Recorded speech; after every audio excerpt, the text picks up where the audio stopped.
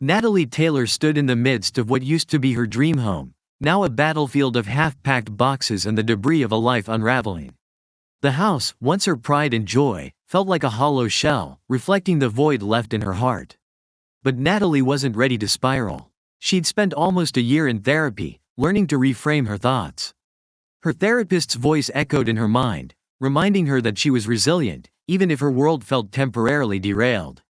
For over 20 years, she had built a life with Will, the man she once thought she'd grow old with. She'd painted every wall, chosen each piece of furniture, and hand-tiled the bathroom.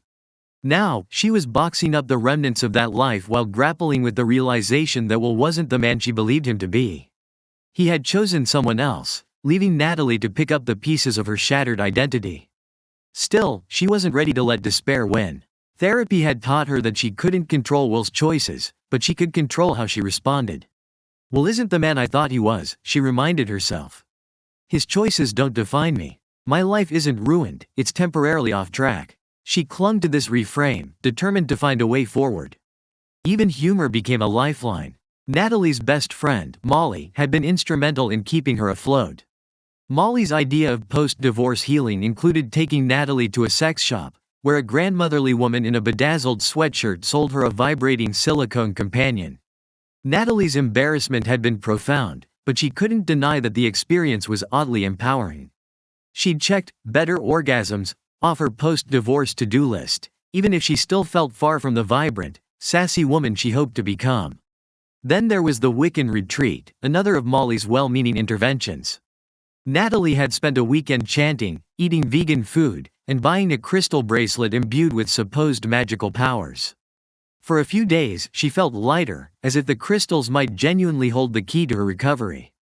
But soon enough, the nightly pacing and spiraling thoughts returned. The bracelet now sat on her coffee table, a reminder of fleeting hope. Today, Natalie was packing the kitchen, grappling with absurd decisions like whether to keep a dented cheese grater. The grater seemed symbolic of her life, functional but battered. She paused, shaking her head. Too dramatic, she thought, setting it aside. As she wrapped a serving platter she didn't need for a dining room she no longer had, a knock sounded at the door. Before she could reach it, Molly barreled in, champagne bottle aloft. "I brought bubbles," Molly declared, marching straight to the kitchen. Natalie followed, her slippers dragging on the floor. "I don't know where the champagne glasses are," she mumbled, surveying the chaos. Molly shrugged, unfazed. "Mason jars it is. Necessity is the mother of invention, right?" She dug into a cupboard, triumphantly pulling out 2 jars and spinning off their lids. Natalie couldn't help but smile. Molly's unwavering cheerfulness was both infuriating and comforting. "It's not really a champagne occasion," she said, watching Molly wrestle with the bottle's foil. "Every day can be a champagne occasion if you want it to be." Molly's grin was infectious. Natalie took the bottle, freeing the cork with a practiced twist and a loud pop. Molly clapped, pouring the golden liquid into their makeshift glasses. "To new horizons," Molly said, raising her jar. "To new horizons," Natalie echoed, though her enthusiasm felt forced. They clinked glasses and sipped, the bubbles tickling Natalie's nose. Molly surveyed the disarray with a critical eye. "How's it coming?" Natalie shrugged. "It's coming. Moving feels endless." She gestured to the mountain of boxes. "I pack one thing, and 10 more seem to appear. You'll be ready for the movers?" Molly asked, always practical.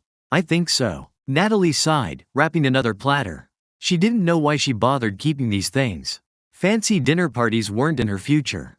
"You're doing great," Molly said, giving her a reassuring pat on the back.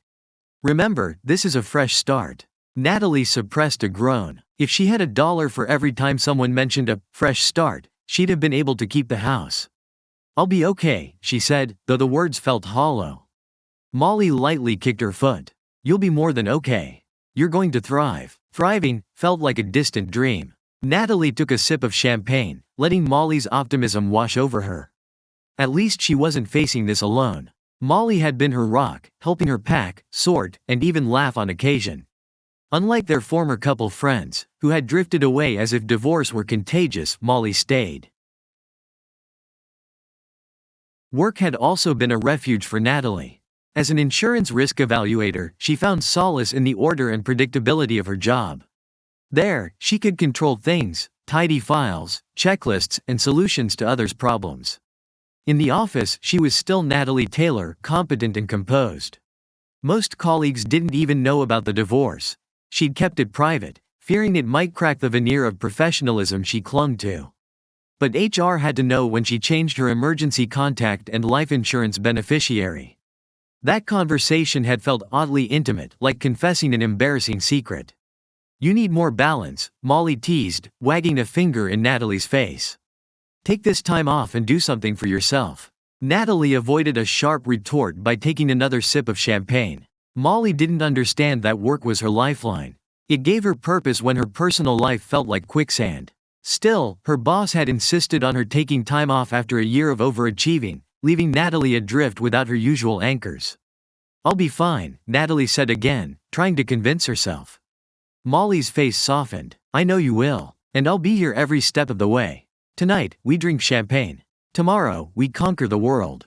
Or at least the rest of these boxes." Natalie smiled, grateful for Molly's unwavering support. Maybe she wasn't thriving yet, but she was surviving.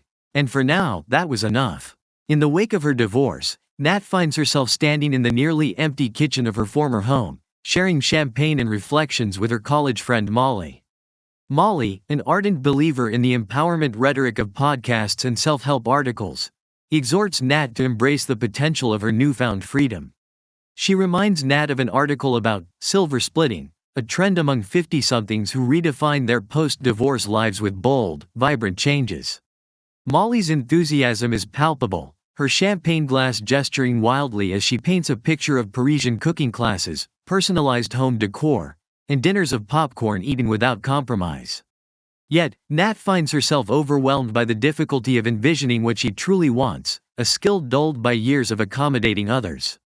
As the conversation unfolds, Nat brings up a recent encounter. Well, her ex-husband had brought his new partner, Gwen, to the meeting where they signed the house papers. Her lawyer, Justine, a no-nonsense professional who loathed Will on Nat's behalf, had reacted with visible disdain. Justine, with her sleek, European-inspired wardrobe and whippet-like demeanor, became Nat's voice for the feelings she couldn't yet articulate.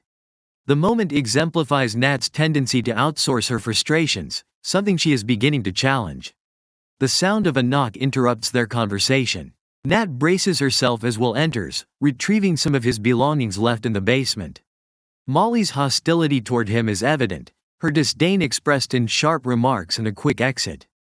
The encounter between Nat and Will is laden with tension, their shared history hanging heavy in the air. They exchange polite but strained words, their interactions underscored by the knowledge that Molly and her husband John, once mutual friends, would side with Nat in the split. As Will gathers his things, he comments on the emptiness of the house. For Nat, the sight of the bare dining room stirs a profound sense of loss. Will's attempt to share his feelings about the divorce backfires when he claims he is also losing his home and previous life. The statement ignites Nat's anger. She perceives it as an audacious plea for sympathy from the man who initiated their separation. Her restraint shatters, and she accuses him of throwing away their life together. The exchange escalates as Nat, fueled by years of suppressed frustrations, confronts Will about his infidelity and the imbalance in their marriage. She recalls how she always prioritized his needs, scheduling vacations around his work, moving cities for his career, and even isolating herself during illness to accommodate his comfort. The realization of her unreciprocated efforts sharpens her resolve to stop enabling his convenience, particularly in managing the logistical aftermath of their divorce. When Will offers her his house keys, suggesting she handle the closing tasks, Nat refuses. She insists he take responsibility for the remaining arrangements, including meeting the cleaners and handling donations or sales of items left behind. Her defiance is a deliberate rejection of the role she has long played, the caretaker and problem solver in their relationship. For the first time, she prioritizes her own boundaries over his expectations.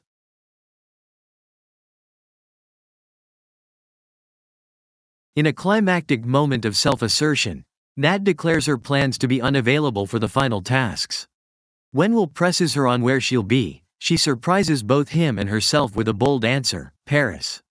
This spontaneous decision symbolizes her desire to reclaim her autonomy and explore the possibilities that Molly had described. Paris represents more than a destination. It is a declaration of Nat's intent to rediscover her passions and rebuild her life on her own terms. As the chapter of her marriage closes, Nat's journey of self-discovery begins. The interaction with Will serves as a turning point, propelling her toward a future shaped not by compromise, but by her own desires and aspirations. In the end, the empty house becomes a canvas for reinvention, and Paris a metaphor for the life waiting to be created.